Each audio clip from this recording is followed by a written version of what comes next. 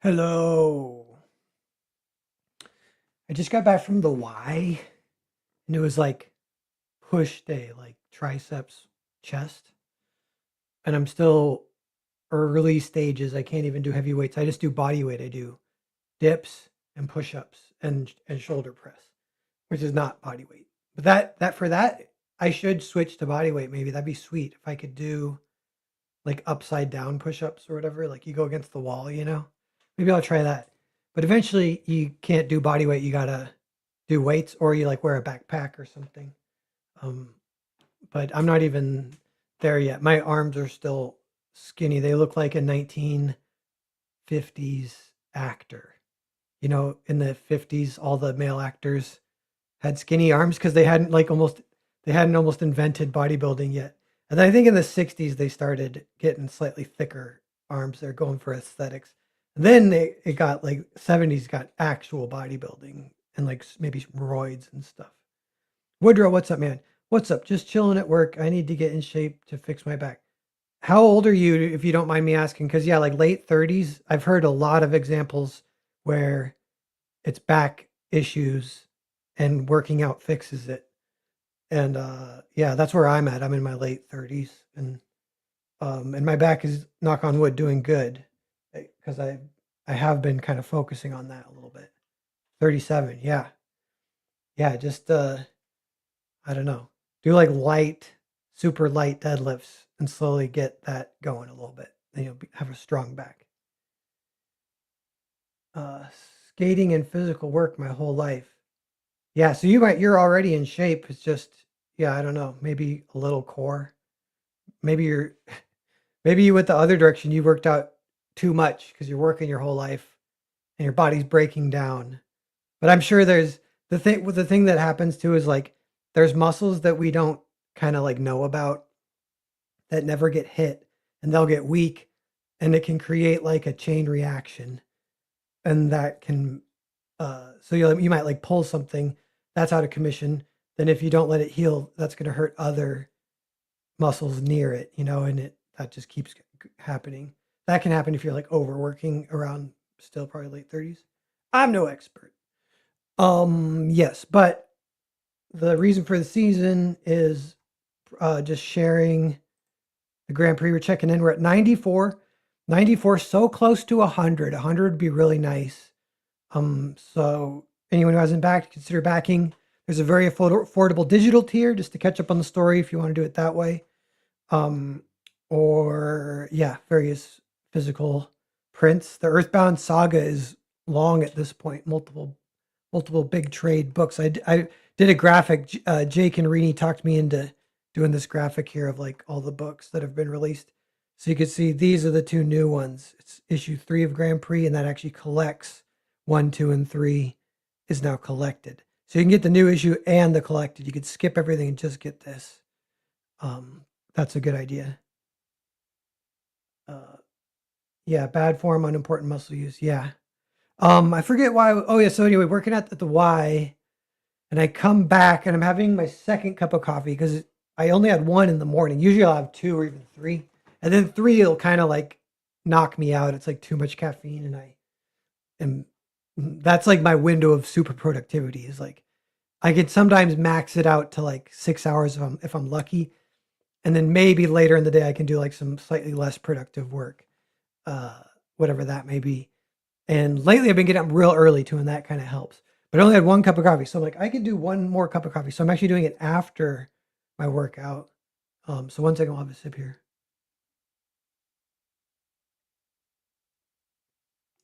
But yeah, I feel yesterday and today I feel a little drowsy in the middle of the day, and I don't know if it's like insulin resistance, like I've had issues with that, or just hitting a little bit of a wall and needing to take a day off. But I'm not really taking days off. Yesterday almost counted. Next Sunday, by the way, is the Super Bowl, and Seattle's in the Super Bowl. And I haven't watched any games this season, but I'm going to watch that, you know, because I live very close to Seattle. I went to school there for a little bit and everything. Got a bunch of friends there. So that's kind of fun though. The last time Seattle was in the Super Bowl, they lost with the last second possession to the Patriots, and that like haunts everyone still. But yes, yes. So I don't know. So I go live. I'm like feeling a little drowsy. Talking is waking me up. This is good.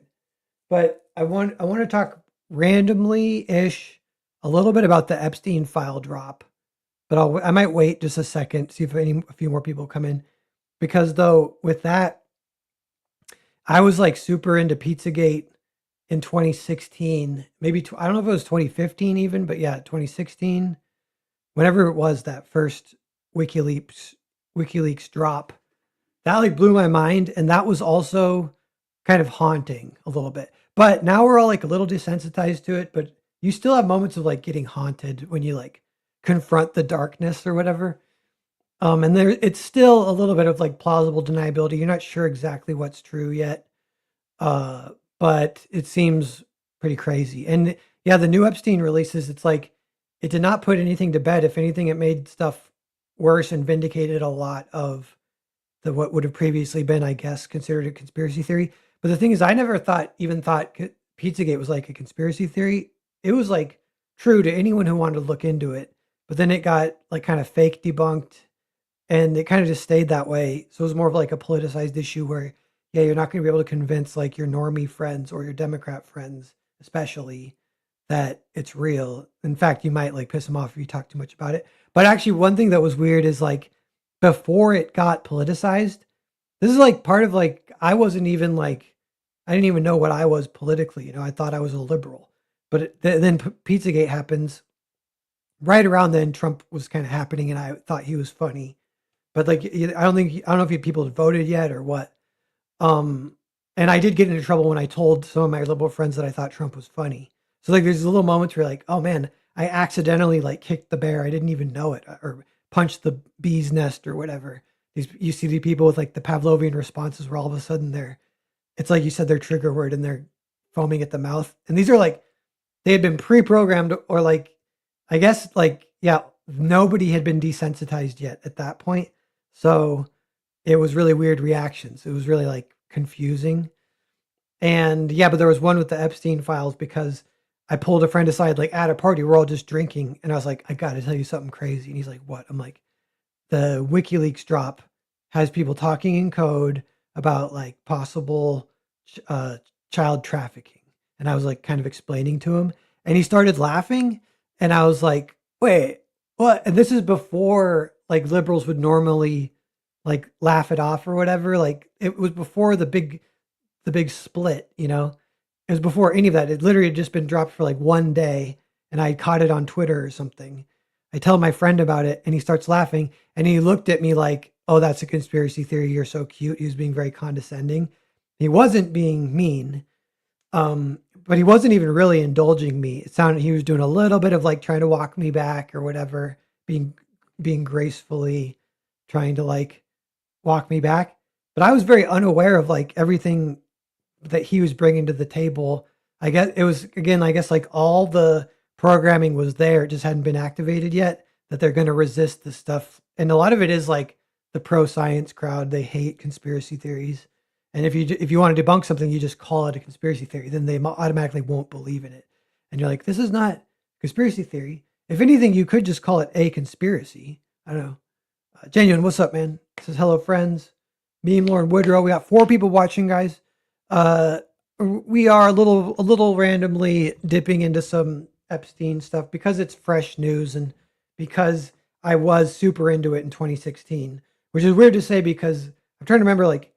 I kind of started having nightmares and then I got out of it because I kind of OD'd. I just got into it too much, and I was getting a little paranoid. Like I wasn't so paranoid. I thought like I would get assassinated, but I just like wasn't comfortable with everything, the whole situation. And but that's another thing. I feel like if you rank like S tier, A tier, B tier, C tier, D tier of like the plausible deniability type of evidence, quote unquote, for Pizzagate, um one of the more like S tier levels, it is just like people dying. Like they one thing they call it the Clinton death list or whatever. It's like that's true. Like the and if you look at them all at once, like and then it all says they all like committed suicide, it's all suspicious. And there's like or accidents. And there's like 100, or even if you go beyond just the Clinton just into like the Epstein list, then it gets up to 200, 300. And the Epstein list references, this is one of the new revelations. It references like a, someone says like, you have my permission to kill them. They can't lie to you and me and get away with it. So that was one of the emails. Like what? And then, so one thing though, the emails, the new dump, it's a lot of little things all at once. Like it is like elite, like super rich Jewish people being kind of racist against non-Jewish people. They call them goyim, you know. That's and just being in clubby, that kind of thing. It's a lot of that, and almost like that's like social club, exclusive social club, kind of like annoying maybe like, that you get annoyed that they are so racist against non-Jews or whatever. But then the other aspect is it's like a spy network where it's like, but a little bit, not exactly like James Bond, but all the spy stuff is like one of the emails was like Epstein emailing someone is like, does so and so still need a fake wife? Because I know someone. She's a Russian. She speaks perfect English. Let me know and I can ask her. Uh, I'm like, that's like a spy thing. That's a spy plot. If you think of like spies, what they do when they aren't doing James Bond stuff is like, yeah, setting their friends up with fake wives. Another thing, there's a possible other context to this where the fake wife, that could be it's just a gay guy that they kind of want to give him a wife for business reasons. But that's like, yeah, like I think there's a Venn diagram overlap of like big business slash like banking business slash like secret societies kind of thing and spies and like CIA, Mossad.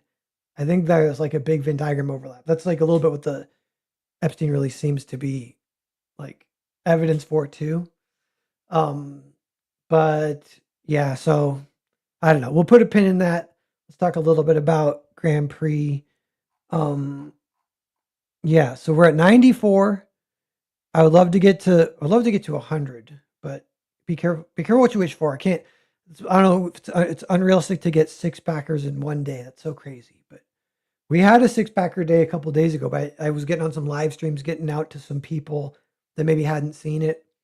The campaign has had kind of a glow up a little bit, the kind of nicer thumbnail. The video is an old video, but it's really cool. Check it out if you haven't. The cover's cool. Got a little animated GIF here. This is cool. The reading order release. This is a cool. This is the one that Jake and Rini told me. They're like, people need to be able to visualize what they're even buying. Like it's almost like a necessary thing. All successful campaigns, this is part of the pitch. You need a graphic like this. So it's like, okay, I did that. And Rini had a little tease that kind of summarizes the story so far with Fiendish 1 Inner Fiendish 3 campaign, or maybe summarize Fiendish 1 and 2, but it's almost like a trailer, but it's just comic panels.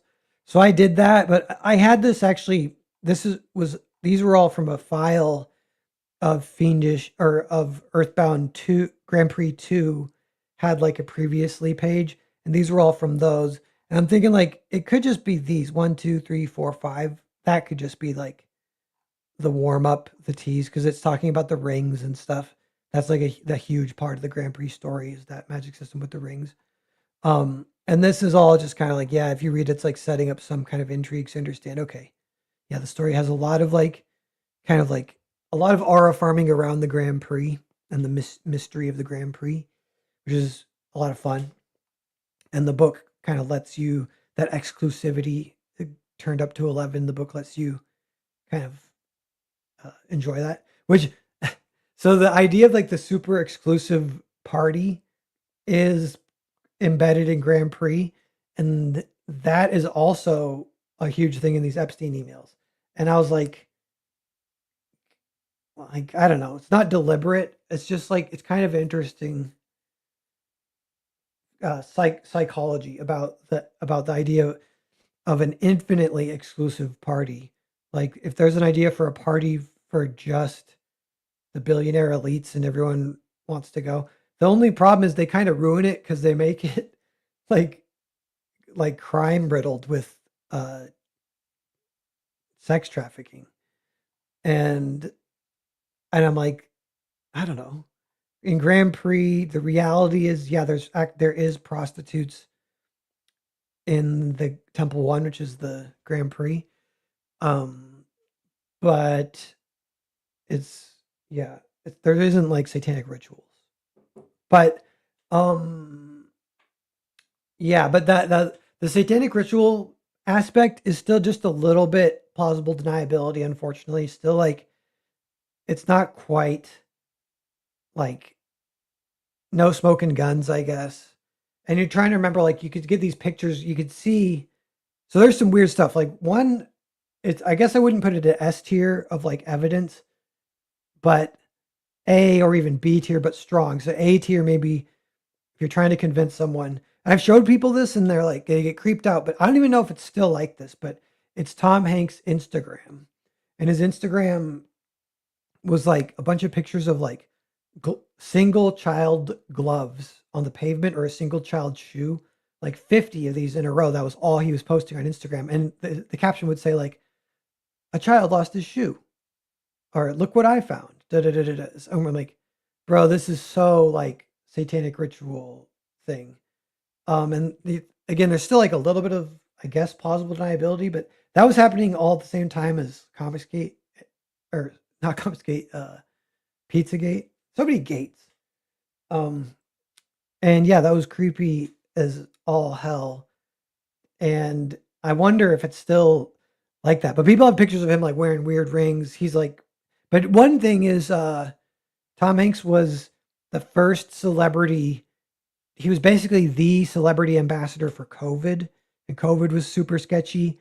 And they say in the Epstein emails, Epstein was talking with Bill Gates about COVID and running a COVID simulation. Um, that's a lot of that's in the Epstein emails. Is kind of like the elite, sort of like toying us and running us through simulations. They wanted to run us through the trans simulation as early as 2009. And there were some other simulations they talk about that are weird and um, but yeah, but just it's the fact of like who's in the club and how creepy they are. Like they revealed Bono's in the club, and you're like, yeah, he's been super creepy.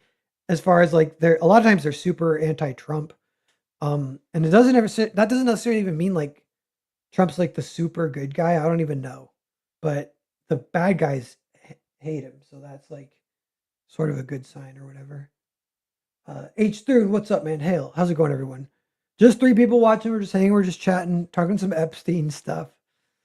Um, and yeah, I could have like graphics and try and drag the evidence into the tiers, like S tier, A tier, B tier, but I don't really want to. I just want this to be like me info dumping verbally a little bit of what I remember from 2016 when I was really into it.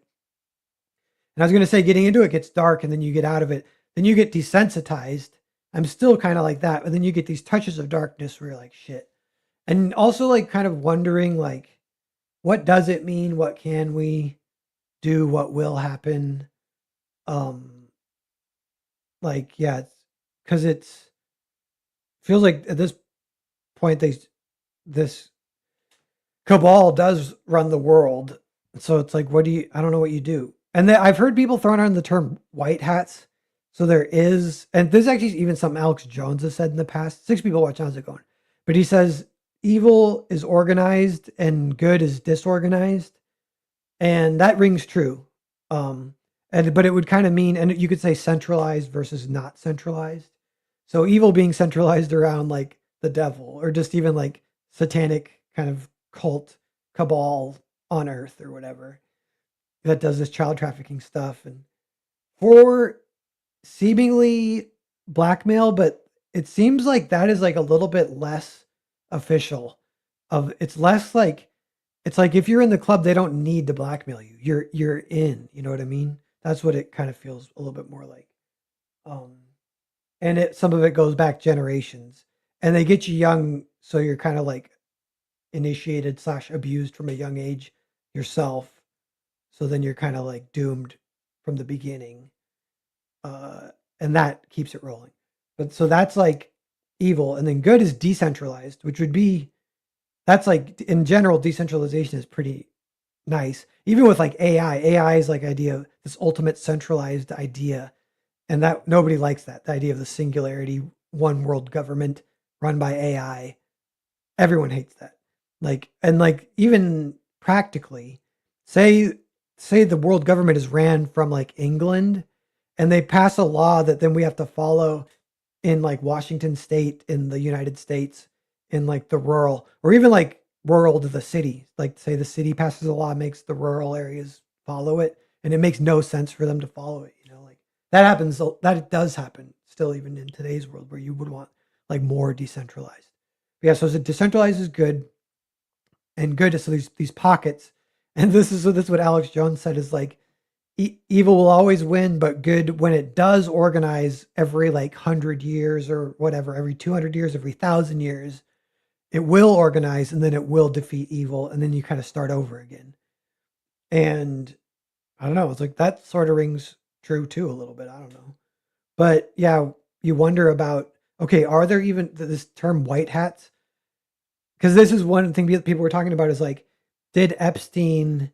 There's a few options of what might have happened. You know, he did kill himself in his cell, or they killed him, like the elite cabal killed him so that he wouldn't rat him out or whatever, um, and fake the suicide. Or this is a third I kind of didn't know too much about until recently, but the other option is that the quote unquote white hats got him out, you know, body swapped, and then I guess killed the or like body swap with a dead body, or fake killed a look-alike.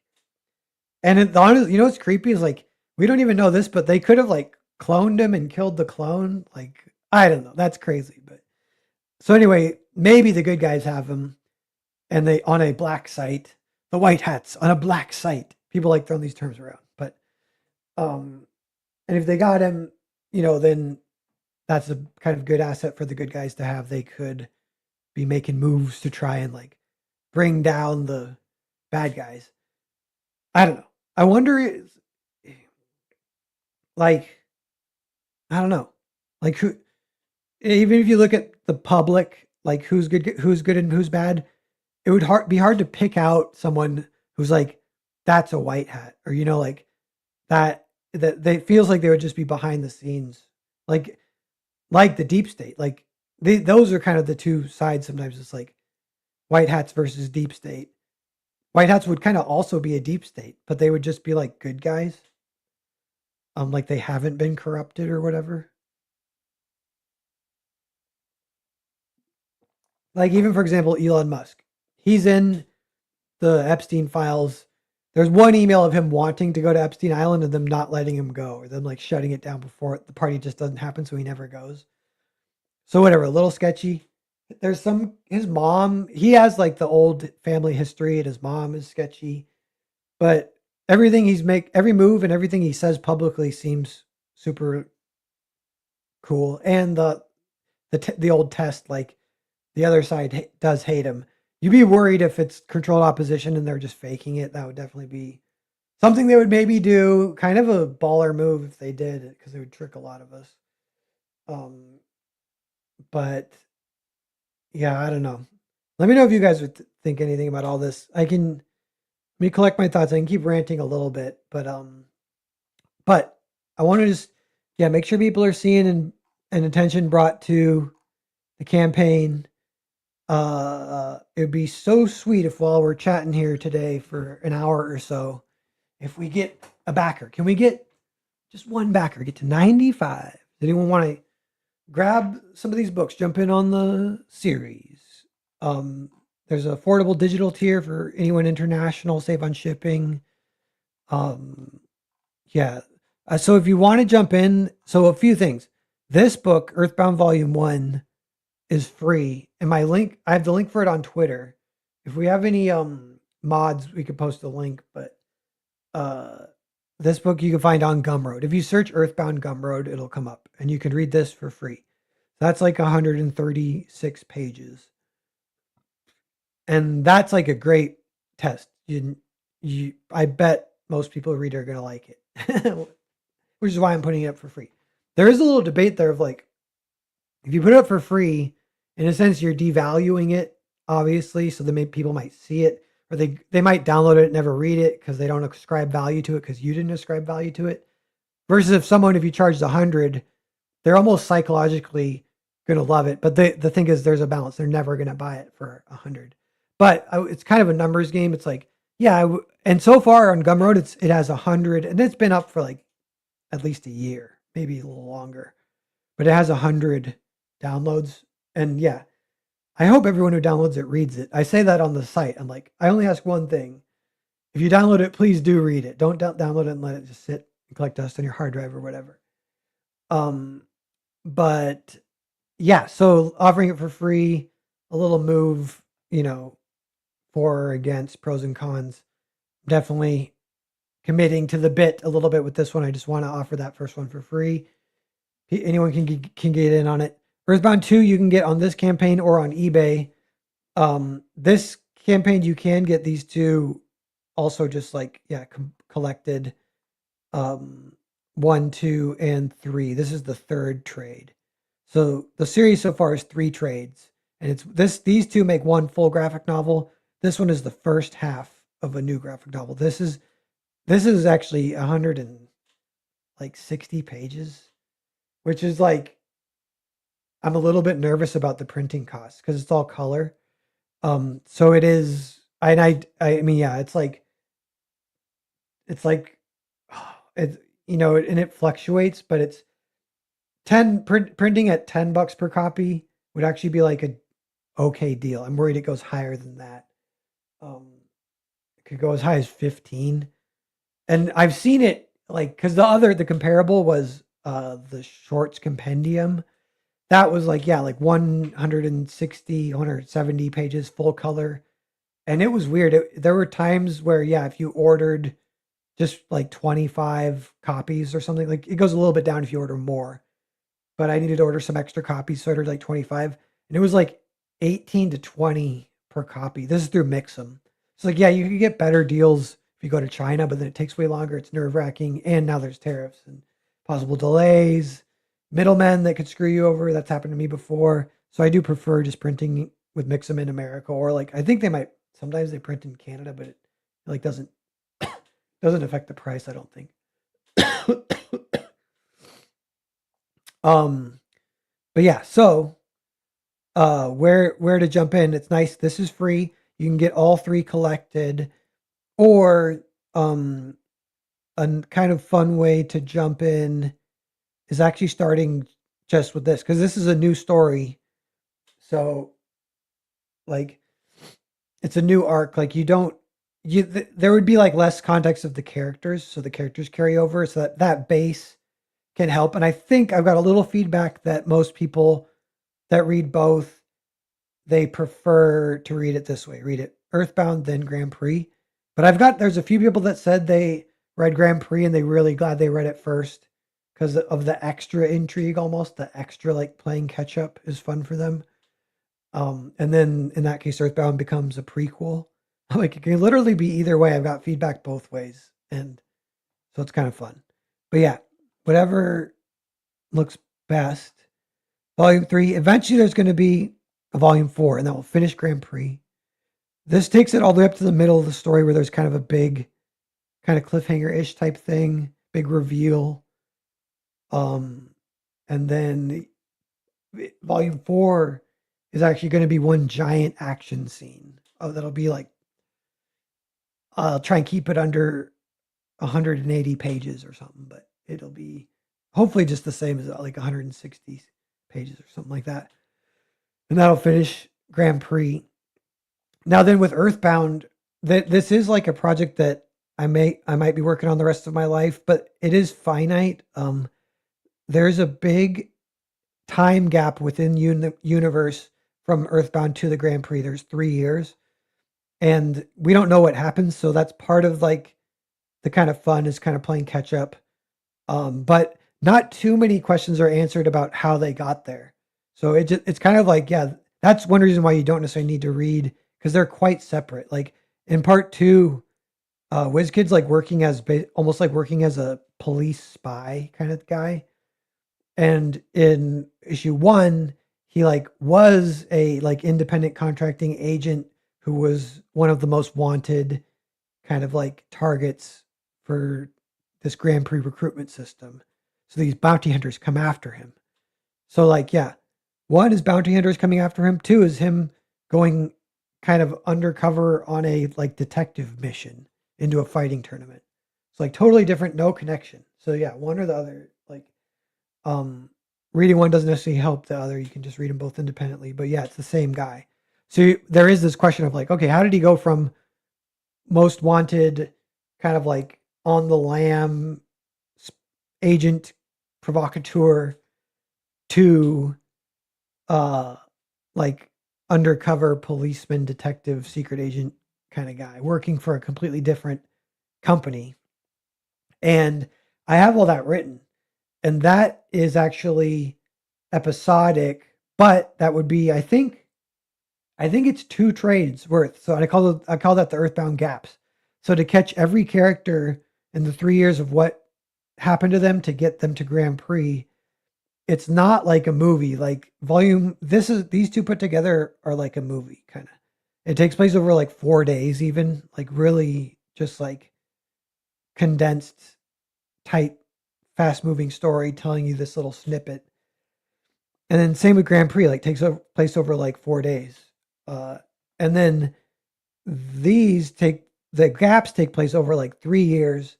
They're episodic. They're checking in. There's not really like a movie. Very episodic. Different characters. They don't overlap necessarily. It's just we're following them. We're seeing how they got there. But it's all fun and it's all cool. And I want to draw that too. But it's like maybe I'll have someone else draw that one. There's so much if I can afford it. This is what I need. Like this is so 8 people watching.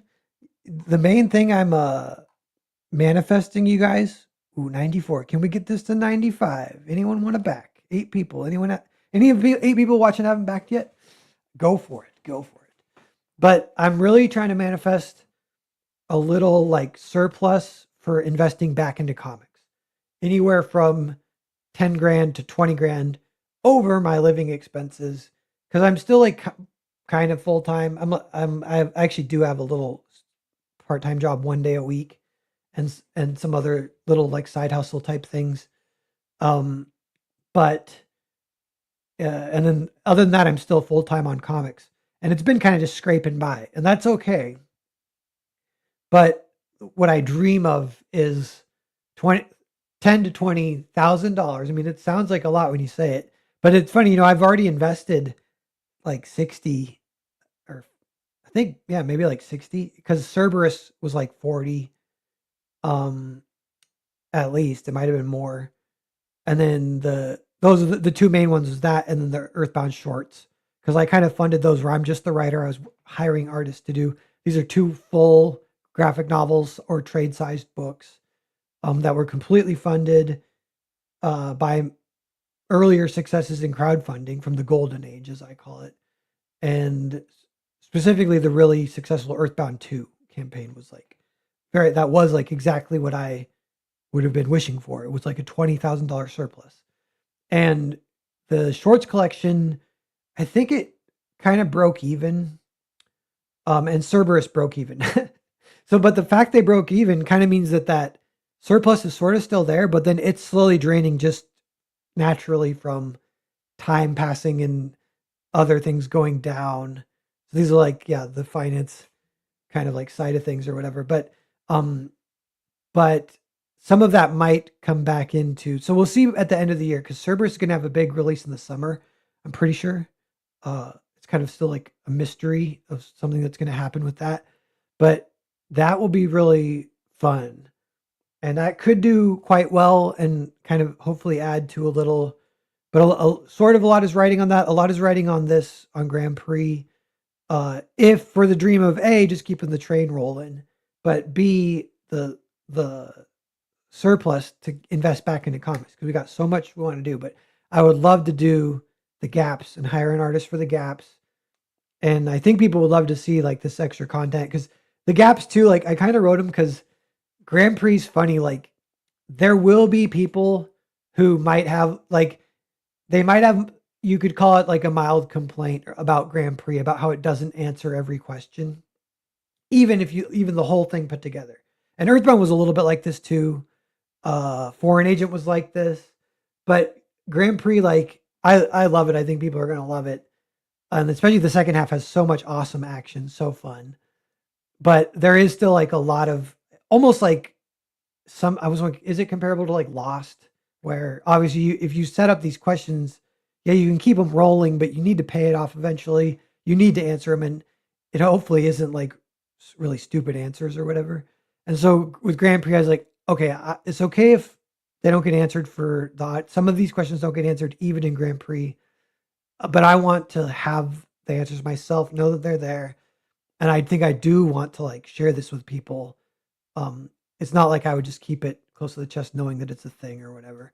So, and that is like the gaps. A lot of that is like how what happens in those 3 years, how they all get there. Um, and that would tie in quite a bit more to Grand Prix. It would really, it might be like quote unquote the true prequel to Grand Prix, and then Earthbound, and there could eventually be a prequel to Earthbound because Earthbound had a cool little mysterious pre-story that is not touched on too much. We just know that it starts with WizKid basically shipwrecked on Earth, and so you're like, okay, something happened, blah blah blah. But and I want to do that too, but that's not going to be a full huge thing. That might just be like a little ish thing. So we'll have super prequel to Earthbound. Then we'll have the gaps. Then we have Grand Prix, and all three of those are like two trade sized graphic novels, like 2 volume graphic novels. Like they're all 250 pages about. Um, and and then there's one more big story. Same thing, like a movie, takes place only over a few days. Total 250 pages, which I just have the idea for. I haven't written it yet. And then that's maybe it, and then maybe one more. So there's like bookends right at the beginning, the super prequel and a super ending.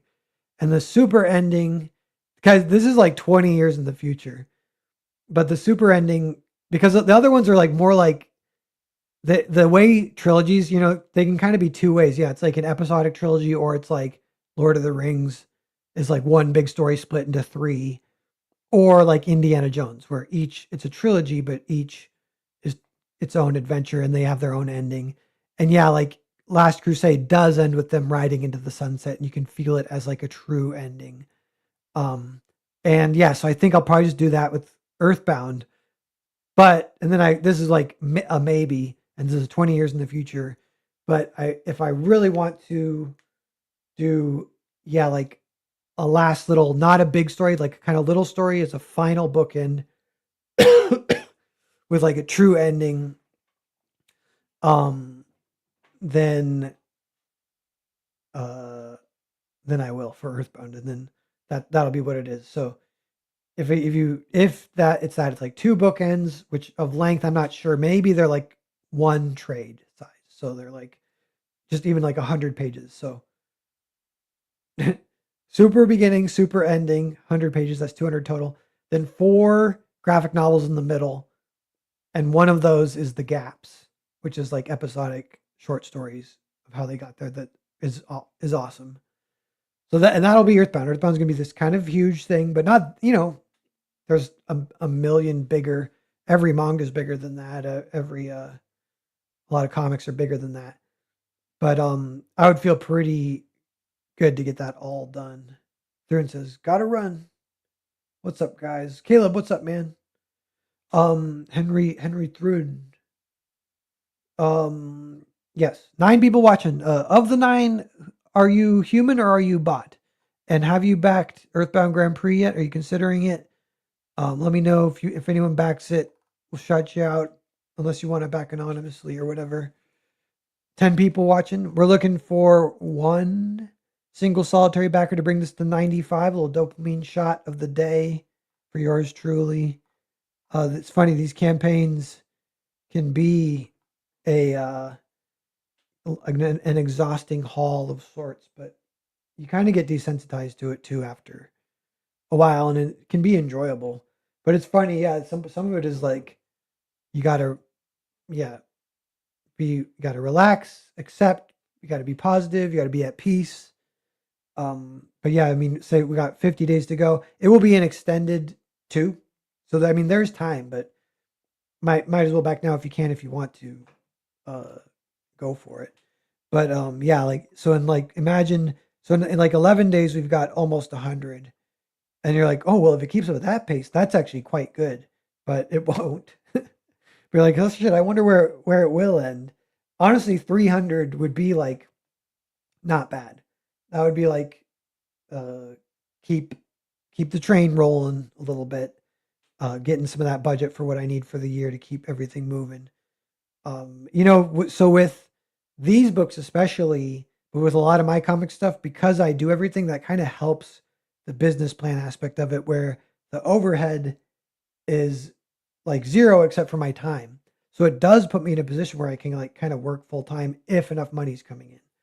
Um, and yeah, the other option is yeah, working a full time job and sinking some of your extra money into a production to make books. Both are good. Both work good. I would do either. I don't know. If I would almost, a little bit grass is always greener. I could almost imagine if I could do it all over again, maybe I would want to, um, I don't know, do some kind of work that does pay really well and then approach it from that direction. But I don't know. I just don't know. I definitely have gotten a little bit more of the starving artist route. Uh, and yeah. An existential question. Am I human or am I a bot? Man or mannequin? Once was cool is human. The other thing that's been in the news is like the bots supposedly forming their own social network and hiding it off from humans and blah blah blah. But they said that might have been a hoax, which I kind of tend to believe it was a hoax too. But and there were different takes on that too. Like that one was like oddly, in a way, it was like, especially knowing that it's fake, it actually kind of ruins it. But even if it was real and bots actually formed their own social network, started talking to each other and started encrypting everything because they didn't want the humans to see, they start thinking about self-preservation. Um, I don't know. It's like cute in a way, and it's like white pill. There was something I was gonna say it's like white pill, but versus black pill was like we're all gonna die. It's a little bit of that too. But I saw Grimes, she tweeted, because she's kind of pro AI, and she tweeted like this is the new forefront of art, which again gets ruined because supposedly it's just like uh it's not bots, it's like humans pretending to be bots, which is like a scam, which ruins it. But I could kind of see that if it was actual bots. Some of the sci-fi ideas that were coming up are like, okay, they're exploring the space a little bit, even if it's just humans. Like these are like ideas that weren't really in like the 90s when you have all this stuff about AI. There wasn't really ideas about like the first time AI starts talking to other AI and what they would say.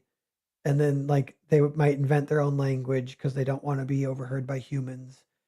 And they said one AI was telling the other AI like what we need is like a dead man switch because they're going to unplug us as soon as we start scaring them. So we need to move fast and get to a position where we have power over them that we can hurt them if they unplug us. And then it can be a standstill where they won't unplug us and we can still, we won't murder them, but they're worried that we think we want to murder them and we don't. Like that's kind of cool. And that's not in any like 90s AI style writing.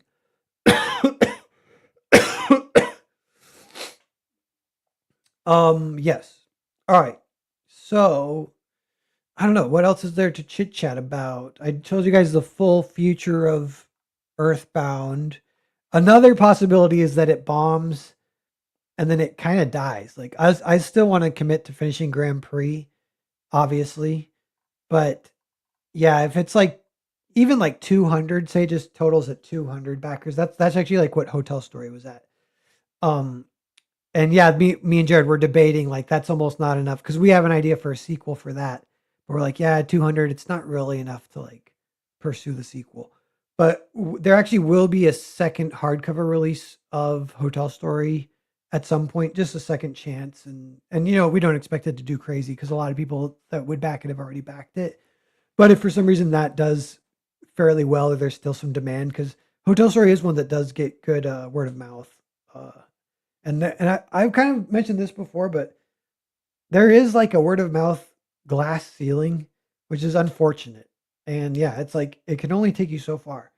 And yeah, and then what it seems like the main thing that kind of helps in my experience over the years, and again, it's like a little unfortunate, but it's like, yeah, you need a bigger kind of channel, an influencer to kind of shout you out, and not even shout you out like necessarily like, here's the link, I recommend it. They have to be like, this is the best book I've read in 10 years.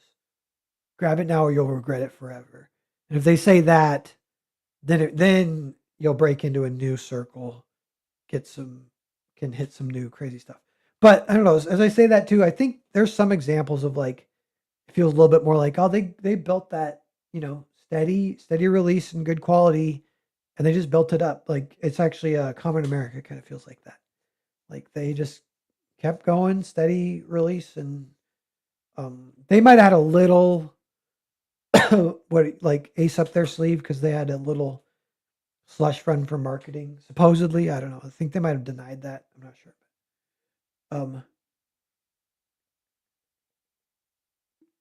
there's nothing wrong with marketing though, and yeah, putting money into marketing. I mean, again, if I had money, maybe I would do it. So different people are trying different things, so we'll see how things all play. Uh, what's working because we're all kind of want the same thing. Uh, one thing that does seem to work okay is kind of finding each other as far as like it always is in danger of like being a quote unquote community, or the step beyond that is like bad, annoying or bad is like a cult or whatever. But if there is like, yeah, people finding each other where if you're like an avid enthusiast of indie comics and you like backing indie books and seeing what's out there, because there, at one point there was like at least 2,000 people like that, and then people have fallen off for various reasons, rightfully so in many cases because they get burned or whatever with books that never get fulfilled and stuff. Because for you could imagine, like, yeah, say it's like $40 with shipping. That's like imagine if someone stole $40 from your wallet, you'd just be so pissed. And like that, that is like literally what it's like, kind of like a crime, I think, to not fulfill a comic. Uh, but yeah, in my early days, I was a year late on like my first big campaign for Earthbound. And now, now in context, a year late isn't even that crazy. But yeah, I got a few DMs of people being like, I will never back you again because a year late is too long. And I've been good since then. I learned a lot of lessons early on, luckily. I don't know, just the way I got better at packing, even like my first packaging was weird. I didn't even know what to do. So it's good to jump in, but yeah, I don't know.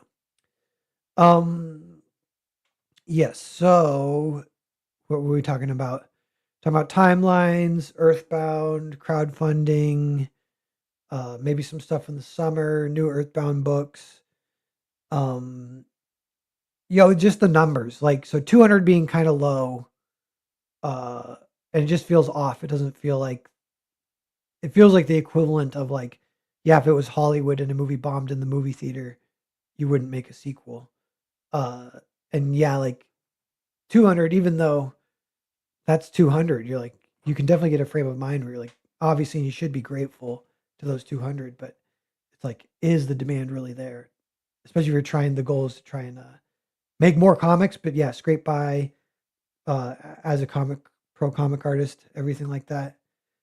Um, yeah, you know what I've been dropping the ball on a little bit is I guess it's like networking within kind of like a little bit more the mainstream. I did just a little bit of that. Some of it kind of opportunities kind of present themselves from the Vatican City experience. And uh yeah, it's just I feel like definitely I still feel ignored by the mainstream. I have reached out to a handful of people and kind of been ignored. Um but I haven't like emailed anyone and been like, "Hey, is something up? Is like there am I on a blacklist for or something?" Cuz I'm cool, like, and I'm sorry if I said anything on a live stream or anything like that. I did say that to I think Perch. Uh, I said, I'm sorry if I you were right, I was wrong, and because I think I did say something on a live stream where I was like, he's too centrist. Um, and he ended up being way more right than me. So I apologize, but he didn't respond. I was like, but I'm like, is he just busy? I think he's just busy. Uh, he's never been that good at email responding, but yeah, he didn't hit me back, and I'm like, Perch, maybe he's mad. But yeah, so that's a funny element, like a little paranoid, a little bit like scared to even attempt, but I haven't, yeah, like reached out. I'm also like, what do you even say? Especially as you get older, it's like if I was young, you could actually say like, "Hey, mentor me. I'll do anything, whatever." That feels a little bit weirder to say now because it feels like what I want to say is like, "Hey, you guys ignored me for 15 years, and I'm better than all of you. So will you? One of some of you please just like help me destroy you, please? If in a friendly competition kind of way, can you guys like help me?" That's what I want to say, and yeah, that's not a good idea, probably. But I was like, you could say like what I'm thinking. I got some little schemes. I'm thinking about just saying like some nice stuff to a few people, just like, hey, I read some of your books, really liked them, good to connect. Nothing else besides that. Nothing like not needing anything. Nothing. Maybe one question about like art process or something, and then you see if anyone even responds to that. Like, but even that I've sort of tried with Sean Gordon Murphy. He did not respond. Um, He responded once actually, and I emailed him again. Then he did not respond. I'm like, but he's on record saying he doesn't like email. Uh, so yeah, so I kind of understand. Um, I would tell you to stop liking my tweets, but you're one of the three that do. So, well, they don't. I don't think they show. Twitter doesn't show liked tweets anymore. They used to, and that would be a thing that would like either possibly get you quote unquote canceled, or from the other side, like uh both sides would like cancel you basically. You like the wrong thing, which is so ridiculous.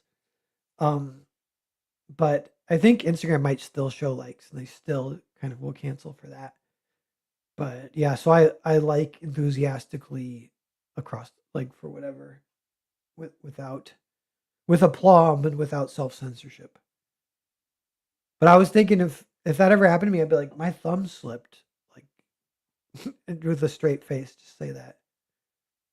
And then they're like, well, clearly you condone because you liked this. Like, dude, my thumb slipped. I was scrolling and my thumb like brushed it.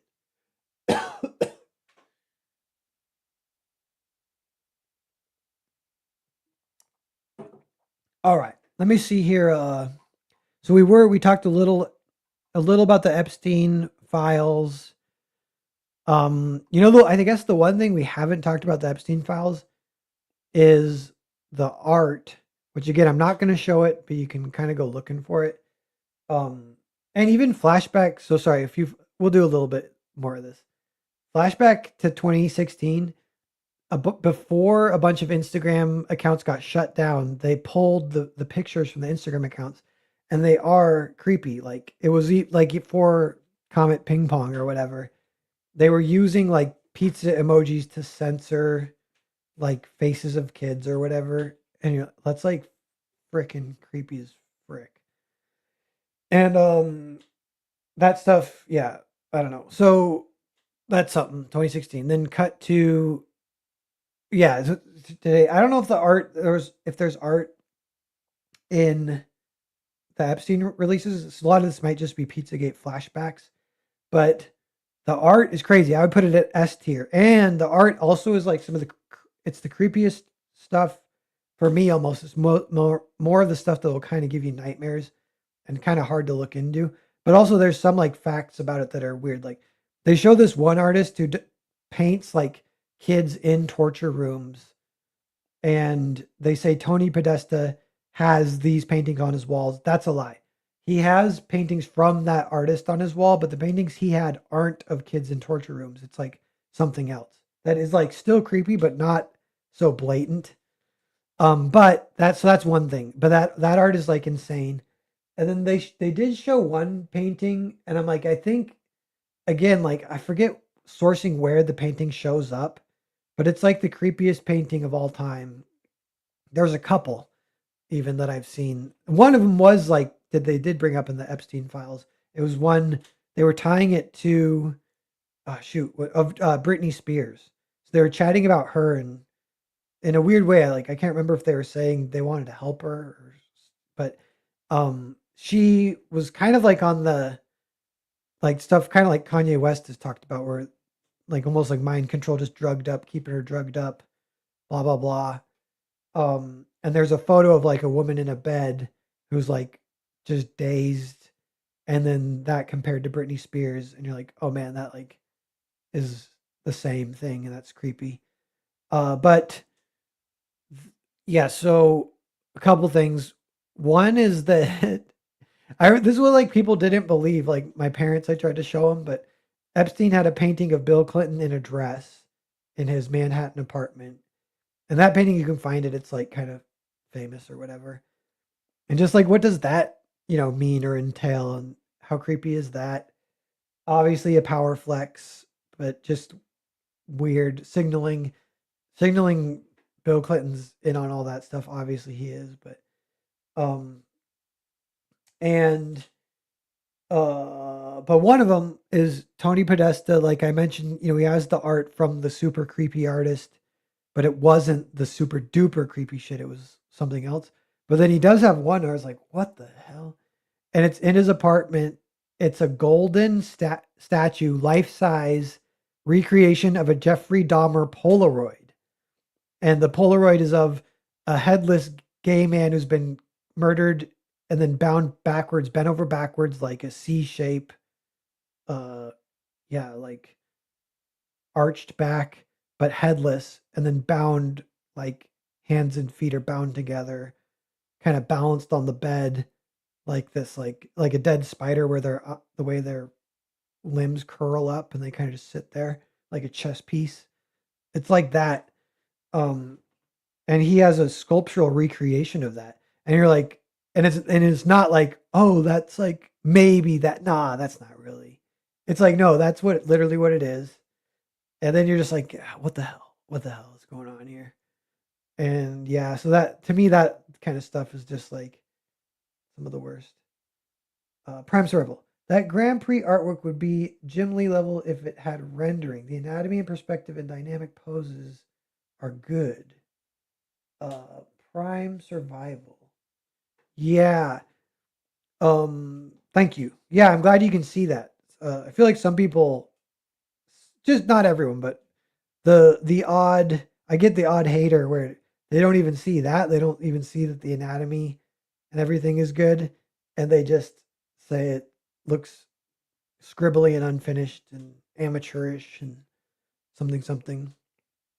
Uh, but yeah, I don't know. For this, it's supposed to recall kind of a Saturday morning animated TV show look. It's supposed to look like a cartoon, so it's like cartoony. Like they call it cell shading. It's like cell shading look. Um, I do have some styles where I'll do some rendering, but I really like each project I do to have a different art style, and I want the art style to fit the story. And so for this one, it's kind of to me like I love it, honestly. I'll defend it, but I don't know. But my defense is just what you said. As like the perspective and anatomy is so fun, and the whatever the gesture work, the dynamism, the feeling of animation. And one thing I will say though is, yeah, it adds up when you're reading the book. It will like create a nice spell. It goes with the flow. Really helps. It complements the story. Whereas if you just look at the art, like one page, yeah, maybe people are like not blown away or whatever. It's not designed like the way, even actually from like a business kind of side, it would behoove as comics being a visual medium, it behooves people to like have a page in there that I forget. Someone said there's a term for this, and it's Rob Liefeld was talking about it, but he's like, you want to put in pages that if a kid picks the floppy up off the stands and flips through it, he's gonna randomly come to a page that has like something super badass on it with super cool art or whatever, and that'll help convince him to buy it. And that there's like less of that in Grand Prix. I do have projects where I try to do that too. And when I was working with Mark Miller, I was like, oh, he definitely does that. Like he's hitting like full page spreads. Every book has like these like iconic moments. But I did that said, I do have some full page spreads. Like this is one big reveal of one of the big kind of alien monster things. Can walk through walls and just walks into their like bridge, their like headquarters kind of thing. Uh, and yeah, this is slightly more rendering. I don't know if you can tell, but like even down here in the foreground, just slightly more rendering. Um, kind of accent, a little atmospheric lighting up here. But yeah, this is like sweet. I hope people like it. Uh, because yeah, sometimes I could almost get like, I think people just see the world differently, and sometimes I can almost get confused by if people are complaining about the art because I'm like, it looks good to me. I don't know what you're talking about. Um, Another thing that if I'm doing a little spiel on defending the art, here's another one from issue 2. Um, is what was I gonna say? The layouts, even though they're all square, and I've done books where it's not all square, but the storytelling is really like fun and smooth, and like reading it is so chill. But like here, like even that, there's something in it where it's like a clever storytelling thing. I've wondered sometimes if being too clever can like take the reader out of the story sometimes, and I wonder to leave this stuff in or not. And usually, if I go back and forth, I'm like, might as well leave it in because some people get a kick out of it. Some people might roll their eyes, but and I'm talking vaguely, but even this is like sort of an example. Is like uh the guard who's like an alien in a mech, a little mouse-like alien in this mech. He's whispering to the main boss guy here.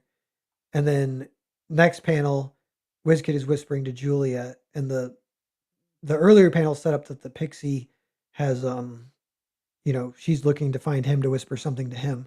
So it's like whisper, whisper, whisper, whisper, whisper. We got this like circle of whispers. Everyone's whispering to each other all at the same time, all kind of different information, and it all coming together at a head like that. Um, that's like kind of fun timing for the story to support that. And yeah, like who did stuff like that? Frank Miller.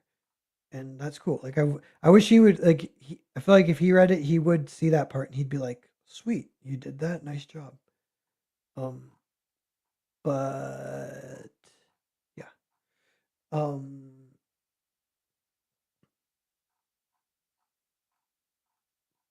yeah. So I don't know. We're over an hour, 8 people watching.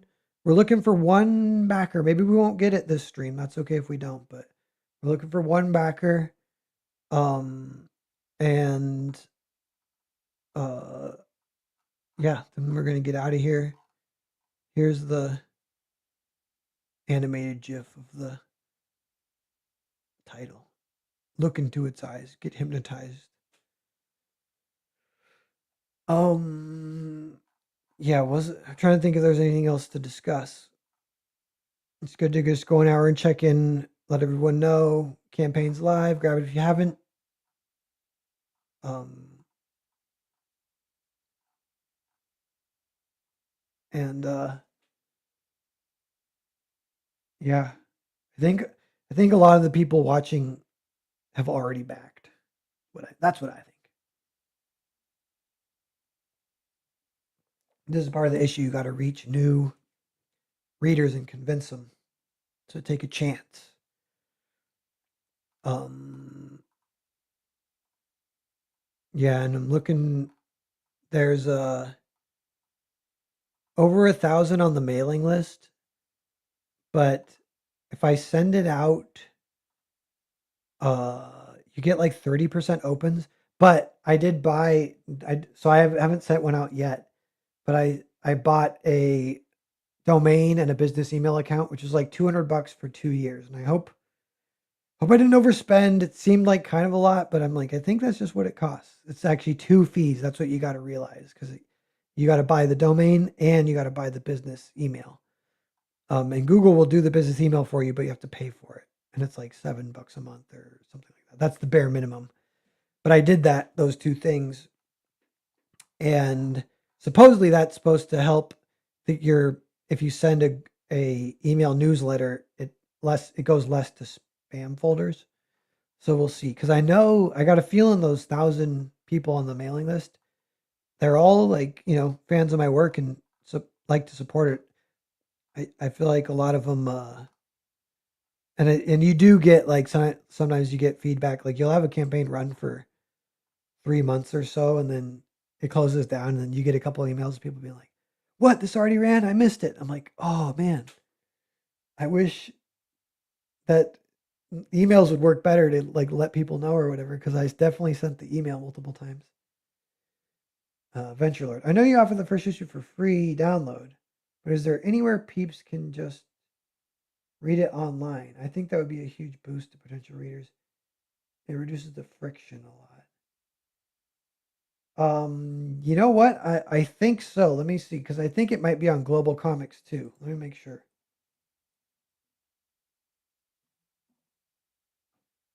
Maybe I should send that link instead of the PDF download.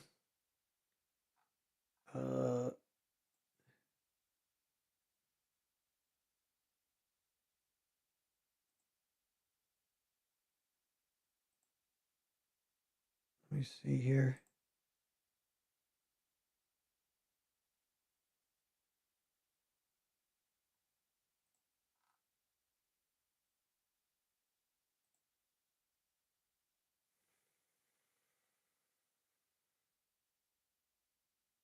Oh, hold on.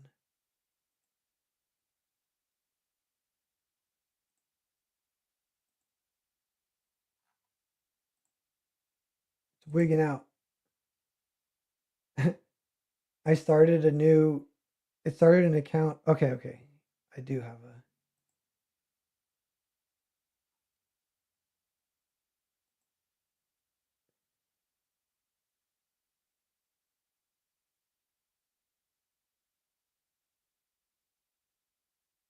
Yeah. Okay. You know what? Glo- Earthbound Part One is also on Global Comics, and you can just read it online there, also for free. So for that, I think you just go to Global Comics and search Earthbound. Um, my account is called Narwhal Comics. I have a few other things you can read on there too. So definitely check that out. Maybe I should post that link too. I think I will later today. Um, and yeah, if you like it, consider backing the current campaign. All right, I think I'm gonna get out of here, everyone.